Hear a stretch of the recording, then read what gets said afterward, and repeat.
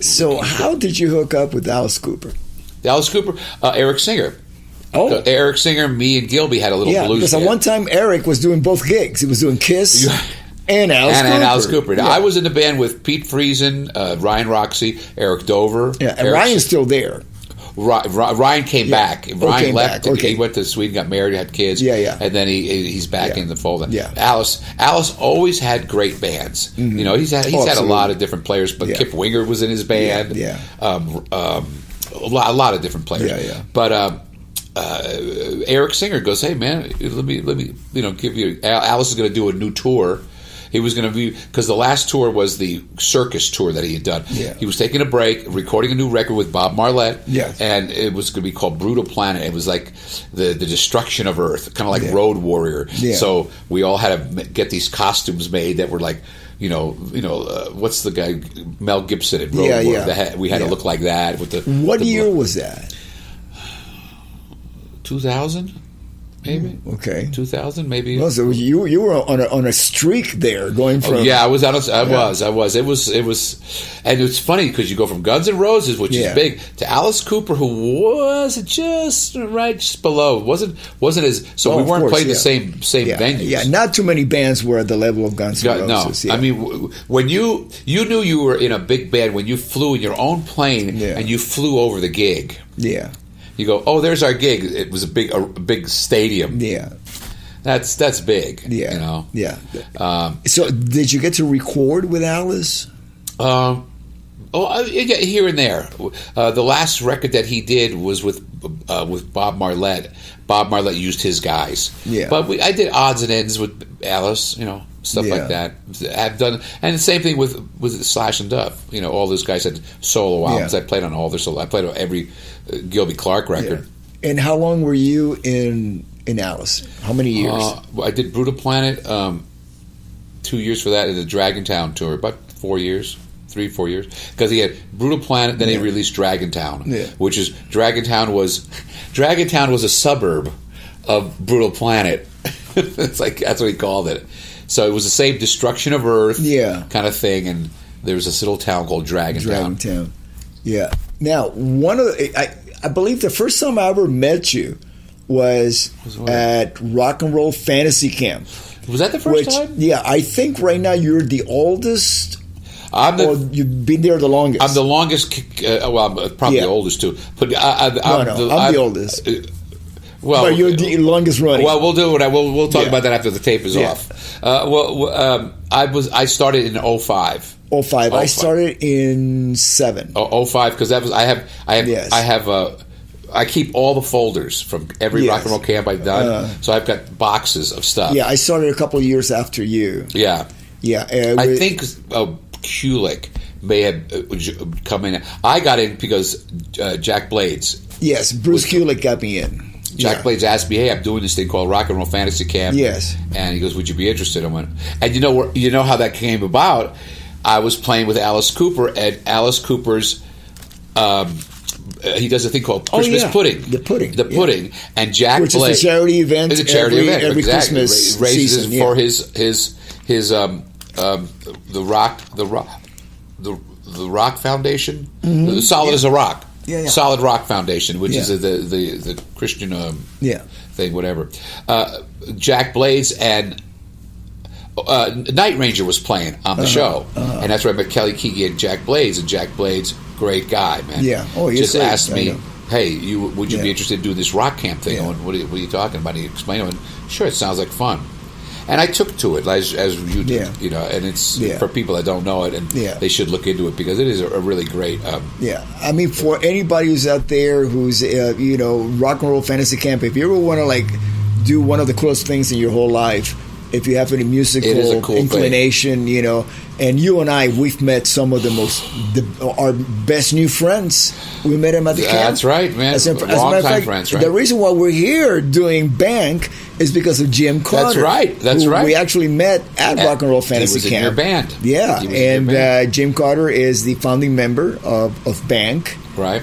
And he's a gentleman from Calgary. And that's the reason how we're here. Yeah. So a lot of great things come out of Rock and Roll Fantasy Camp, not only for the campers, but the counselors. Yeah. And that's the thing. It's like, and there's certain counselors that can't handle it. And usually they last one. They last one camp, maybe even one day. One day. What's his name? Yeah, what's his name? Yeah, I know. Yeah, I mean, we're not going to say his name, but he came down and he was asked to leave by his own campers before lunch. No. By lunch, he was gone. Really? Yeah. Oh, I didn't know that. Yes, and that's when Kane Roberts joined the camp. Yeah. As a matter of fact, Kip had in company because Kip and Kane knew each other from Alice Cooper. Right. I know a funny story, and I think we can mention this because I talked to Artemis about this. I just saw Artemis Pyle, right? Yes. He was a counselor, and he didn't last very long because he used to take his campers out on the break and smoke weed. And David finally goes, "Oh, you can't do that. You can't do that." I know. But you know what? Yeah, we did the camp with him in Las Vegas. Yeah. He was great. Oh, he's a great guy. What a wonderful man. Right, great. Very talented. Again, one of those guys that sits behind the drum kit. It's the real deal. A real deal, man. You know who else? I mean, Mark Farner. Oh my God! Talk about the real deal. Oh my God! I mean, we would do like let's say. What was I saw something. You, Kip will always get up there and play with Mark Farner. Didn't play a trio? Because I saw a trio once. I thought you were in it. I did. I played with Mark once because Kip wasn't there. Okay. But it was like watching Mark Farner do his songs with you guys. It was like and he always gave it like if he was playing at Shea Stadium. 100%, man. Just in front of like 75 campers and counselors because the counselors were there to watch. Yeah, I know, man. Yeah. I know. It's like I'll never forget the first time he came in, and we became friends. I know his wife and his family and stuff. It was like, wow, he's so good. He was so good. I mean, it's so wonderful. I mean, guys like Steven Tyler, Todd Rundgren, Roger Daltrey. At the camp, my biggest idol to meet was Felix Cavalier. Felix, oh my God, yes. The Gibson showroom. We played with him. Remember? Yeah. And I said, "Hey, can I take a picture with you, Felix?" And I said, "Can I take another picture with you?" And just as he's ready to, tell me when you get ready to snap. And just as the guys get ready to snap, I lean over and I kiss him. Oh. And he goes, I said, "Man, you don't know what you meant to me, man." Yeah. It's like he was the guy that got me play B3, man. Yeah. Felix. And he's still the same guy, man. Still the same. I got to do some shows. It's called the Platinum Rock and Roll All Stars. Oh, all right. With Gene Cornish. And Carmine. And, right. Yeah, wonderful. Really? Wonderful. Yeah, Bumblefoot, who's also been at the camp. Where was that? Was that in Vegas? No, we did a few shows. One in Toronto, another one. Arcada Theater outside of Chicago. Oh, cool. Yeah, Bumblefoot did it. Bumblefoot, wow, there's a unique playing. He's an amazing. What an amazing brain he's got, man. What a talent. How do you another Guns N' Roses alumni. That's right, alumnus. Yeah. How do you play? He plays. They're both. It's a fretless and a fretted neck. Okay. I thought they were both fretless. Okay. No. He's insane. So now moving forward, I have a question for you because, and I'm talking about how much time does this thing have on it? Oh, plenty of time. Okay, Okay. This is going to be that'll be edited out. We're actually wrapping it up. Okay. It might take an hour to wrap it up. Today. I'm here. It might take an hour to wrap it up, but we're going to your current stage of your journey here, and I'm going to put this in common.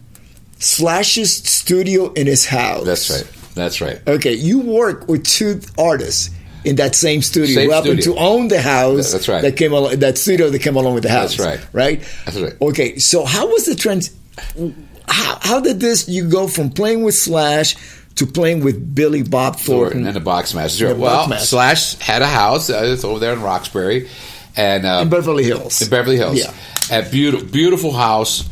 Probably too much of a house for him, because it's too big. It was just too big, I know. Right? But he had a beautiful studio in it that was run by Jim Mitchell, who was the assistant engineer on Appetite for Destruction with Mike Klink, and he had it just dialed in, man. And we would just go over there every night, write songs, or for Snake Pit or the Blues Ball, we would rehearse there. And then he decided, I think he was maybe he was splitting up at the time with his wife, and then he eventually got back together. But I think he decided, I had enough of the house. He put the house up for sale. Who comes over to look for it? Because he knows there's a studio in it, is Billy Bob Thornton. And Billy was, I believe he was with Angelina at the time, yeah. And he saw the studio. He goes, I want this place. I want this place. So he buys the house. And it was funny because he wouldn't move in right away because he was freaked out that there were still snakes in the house. He told me that. I never knew that. I go, oh yeah, man, I absolutely would not move in until I knew that they had completely gotten all the snakes out of there. Because I didn't know if something gotten out and was living underneath the house somewhere. I didn't, because his studio was in the basement of the house. The house used to belong to, it's either Otto Preminger or one of those older director types. Yeah. And in one of the upstairs bedrooms, Roman Polanski used to rent a room and used to live up there. But that was way before Slash bought it. But when Slash bought it, the room where the studio was used to be just a party room. So you walk down into the basement, and you were literally in the basement, but it had a hardwood floor. It had a giant disco ball, and I think it was just used for parties. Well, they gutted it out because it was in the basement. Slash said this will be perfect for a studio. They gutted it out, and they put a state-of-the-art studio in it and could record any hours of the day or night. When he sold it, Billy saw it and was, this is what I want. This is what I want. And as a matter of fact, he sold it with the studio and most of the gear that was in it, and Jim Mitchell, the engineer. So once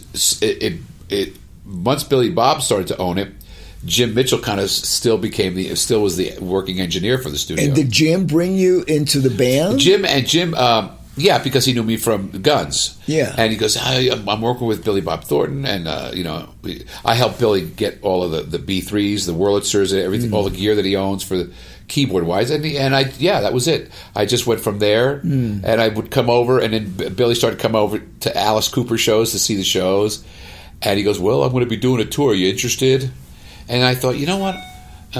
Yeah, I am interested, because I didn't want to really quit Alice's band, but it seemed like Billy's thing was more suited for B3 organ, because that's what I wanted to really play, and it was going to be a lot of work, and so I did, and I've been with him. I'm still with him. I mean, I've been with him almost 15 years now. Yeah, you're an official member of the Boxmasters. I'm a partner. The three of us are together, and but even I'm a partner. But even this is how much he writes. Even when I'm not around, they're still writing. Oh yeah, I'll come back after like doing something like this, and he'll have 4 or 5 more songs written. But he loves to write. He loves to write songs. He's incredibly creative.